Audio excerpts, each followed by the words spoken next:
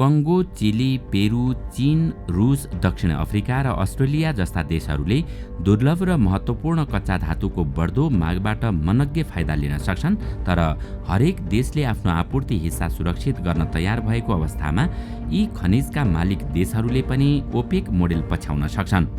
त्यो भनेको उनीहरूले पनि तेल निर्यात गर्ने देशहरूले जस्तै खनिज निर्यात गर्ने देशहरूको सङ्गठन ओपेक वा यस्तै कुनै सङ्गठन बनाउने प्रयास गर्नेछन्। यसले तेलमा ओपेकले लगाउने गरेको सिन्डिकेट जस्तै खनिज पदार्थमा पनि सिन्डिकेट लगाउन सक्छ।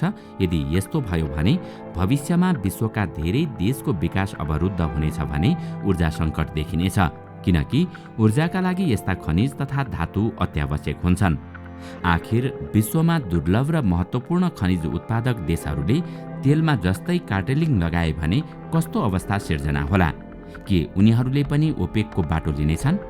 दर्शकवृन्द, आउनुहोस् आजको यस श्रृङ्खलामा हामी महत्त्वपूर्ण खनिज तथा धातु भएका देशहरूले सिन्डिकेट लगाए भने विश्वले कस्तो जोखिमको सामना गर्नुपर्नेछ र यस्तो कार्टेलिङ कसरी सम्भव छ भन्ने विषयमा विशेष चर्चा गर्नेछौँ। अत्यावश्यक धातु एवं महत्त्वपूर्ण खनिजहरू विश्वका केही सीमित देशहरूमा केन्द्रित छन्, जसले गर्दा उनीहरूबाट नयाँ वैश्विक कार्टेलको जोखिम देखिन्छ। भविष्यका शक्ति भनेका यिनै दुर्लभ खनिज हुन्, तर ती महत्त्वपूर्ण खनिज केही सीमित मुलुकहरूको नियन्त्रणमा छन्। त्यसैले ती देशहरूले चाहेमा अन्य देशहरूले आफ्नो आवश्यकता पूर्ति गर्न ठूलो मूल्य चुकाउनुपर्ने अवस्था सिर्जना हुन सक्छ। विश्वकै दुर्लभ मानिएका गह्रौँ धातुहरू म्याग्नेसियमको 95% र सिलिकनको 76% उत्पादन चीनको नियन्त्रणमा छ। प्रजातान्त्रिक गणतन्त्र कङ्गो अर्थात् DRCले विश्वको 60% भन्दा बढी कोबाल्टको बजार ओगटेको छ। विश्वको 71% प्लेटिनम आपूर्ति दक्षिण अफ्रिकाको नियन्त्रणमा छ। यी धातु तथा खनिज ऊर्जाका लागि अत्यन्त महत्त्वपूर्ण मानिन्छन्, किनकि विद्युतीय सवारी साधनदेखि वायु ऊर्जाका टर्बाइनसम्म सबैमा यिनै तत्त्वको प्रयोग गरिन्छ। अन्तर्राष्ट्रिय ऊर्जा एजेन्सी IEA को अनुमान अनुसार विद्युतीय सवारी साधन, ब्याट्री, कार्बन डाइअक्साइड उत्सर्जन गर्ने ऊर्जा र विद्युत सञ्जालको बढ्दो मागका कारण विगत 5 वर्षमा यस्ता महत्त्वपूर्ण खनिजको विश्वव्यापी बजार दोब्बर भएको छ। सन् 2040 सम्म यस्ता खनिज तथा धातुको मागमा पनि दोब्बर वृद्धि हुने निश्चित छ।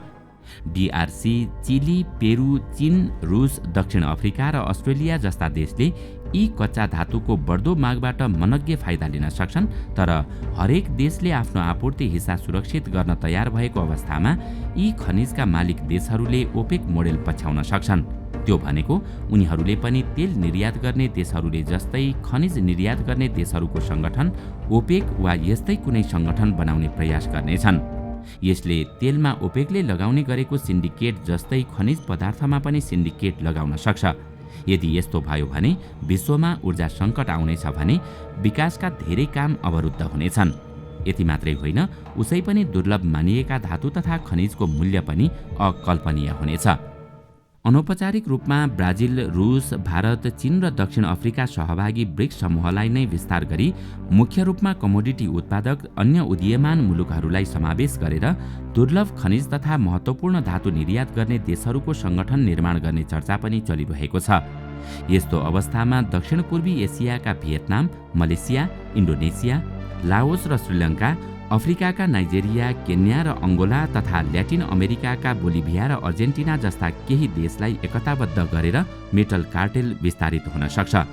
यदि यी देशहरूले आफूलाई एक ठाउँमा उभ्याउन सके भने यो सङ्गठन ओपेक भन्दा पनि बलियो साबित हुनेछ, किनकि भविष्यको ऊर्जा भनेको नवीकरणीय ऊर्जा नै हो र त्यसका लागि यस्ता धातु तथा खनिज पदार्थ अपरिहार्य छन्।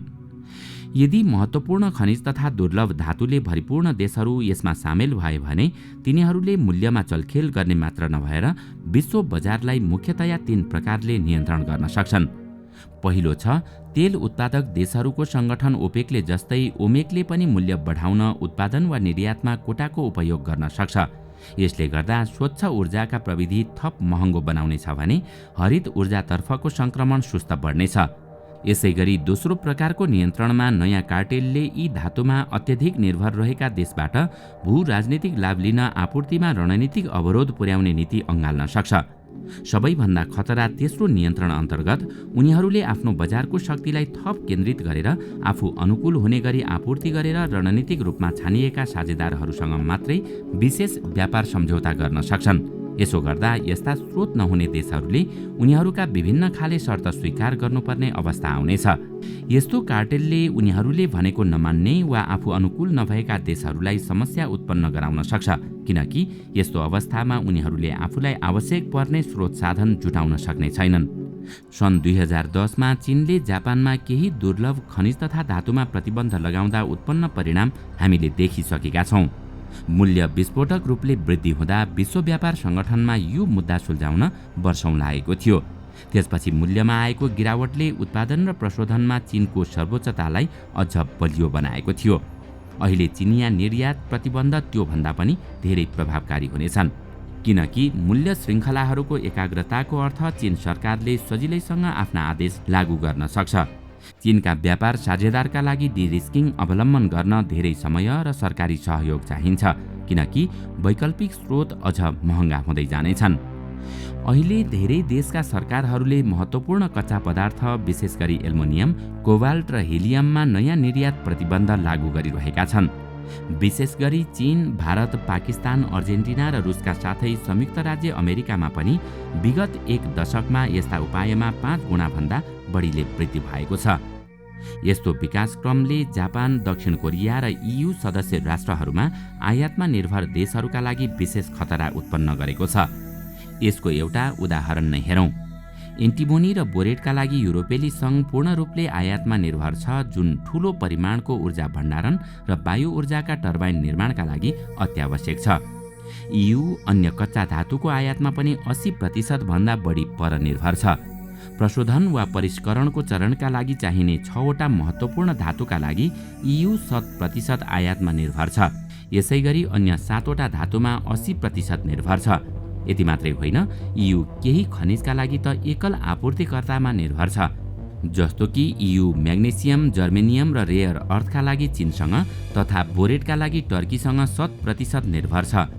आर्थिक वा भूराजनीतिक कारणले यदि आपूर्ति श्रृङ्खला अवरुद्ध भएमा युरोपेली सङ्घले गम्भीर अभावको सामना गर्नुपर्नेछ। त्यसमा पनि यदि सङ्गठन नै निर्माण भयो भने त्यसले भूराजनीतिक स्वार्थ पनि अवश्य हेर्नेछ। अर्को जोखिम आपूर्ति श्रृङ्खलामा पनि छ। कोबाल्ट मुख्यतया DRCमा पाइने भए पनि यसको आपूर्तिको नियन्त्रण DRC र रुसी कम्पनीबाट अहिले चिनिया र दक्षिण अफ्रिकी फर्मतर्फ सरेको छ।